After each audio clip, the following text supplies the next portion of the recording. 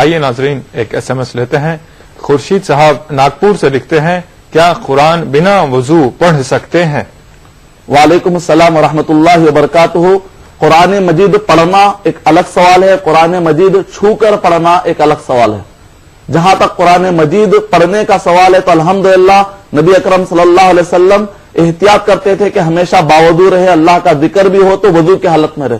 بہتر تو یہ ہے کہ اس حالت میں بھی جب بھی آپ اللہ کا ذکر کریں تو وضو کی حالت میں کریں. لیکن نبی اکرم صلی اللہ علیہ وسلم سے خود ثابت ہے کہ نبی اکرم صلی اللہ علیہ وسلم جب تہجد کے لیے اٹھتے تھے تو اس وقت پر دعا کرتے تھے ربنا ما خلقت ھذا باطلا. نیند سے اٹھنے کے بعد ظاہر بات ہے وضو ٹوٹ جاتا ہے. نبی اکرم صلی اللہ علیہ وسلم کا آیت پڑھنا اس بات کی دلیل ہے کہ بغیر وضو اگر کوئی آیتیں پڑھ لے، دعائیں پڑھ لے، جیسا کہ اٹھتے ہی دعائیں پڑھتے ہیں یا نیند میں سے چمک کر اٹھتے آپ دعائیں پڑھتے اللہ کا ذکر کرتے ہیں، جائز ہے. بہتر تو یہ ہے کہ وضو کر لیا جائے. اور جہاں تک چھونے کا مسئلہ ہے تو عام طور پر سورہ واقعہ سورہ نمبر 56 56 آیت نمبر 79 80 کوٹ کرتے ہیں لا یمسہ الا المطہرون. وہاں پر مطہرون سے مراد فرشتے ہیں، کیونکہ اگر یہ مراد لیا جائے کہ اس کو نیک لوگ ہی چھوئیں گے، اس کو پاک لوگ ہی چھوئیں گے، اگر یہ معنی لیا جائے تو ایسے وقت پر کوئی بھی شخص یا غیر مسلم جا کر اگر کسی بک اسٹال پر جا کر کتاب کو ہاتھ لگائے گا تو آیت ڈسپروو ہو جائے گی.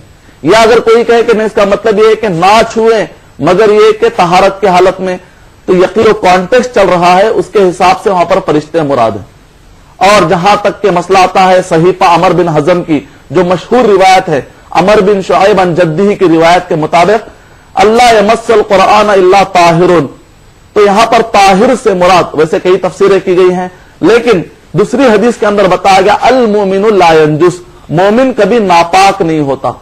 اس کا مطلب یہ نکلا کہ جب مومن ناپاک نہیں ہوتا تو اس کا مطلب یہ نکلا کہ اگر کوئی قرآن مجید کو وقتیہ طور پر کوٹیشن بتانے کے لیے یا نان مسلم کے سامنے ہو دعوت کا کام کرنے کے لیے اب وضو کرنے تک دیر ہو جائے گی، تو ایسے وقت پر اگر کوئی کھول کر بتلاتا ہے وقتیہ طور پہ مسائل حل کرنے کے لیے اگر بغیر وضو کے چھو لیتا ہے تو کوئی مسئلہ نہیں ہے.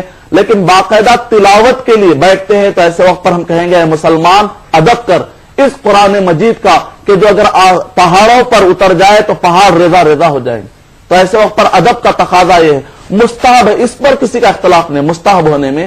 اس مسئلے میں تو بہتر یہ ہے، علامہ ابن تیمیہ رحمۃ اللہ علیہ کہتے ہیں ایسا کام مت کرو کہ جس سے اختلاف پیدا ہو جائے. وضو کر لینے میں کسی کا اختلاف نہیں ہے، وضو نہ کرنے میں اختلاف ہے. تو ایسے وقت پر بہتر ہے کہ ہم وضو کر لیں تاکہ اختلاف ہی ختم ہو جائے. امید کہ آپ کا جواب مکمل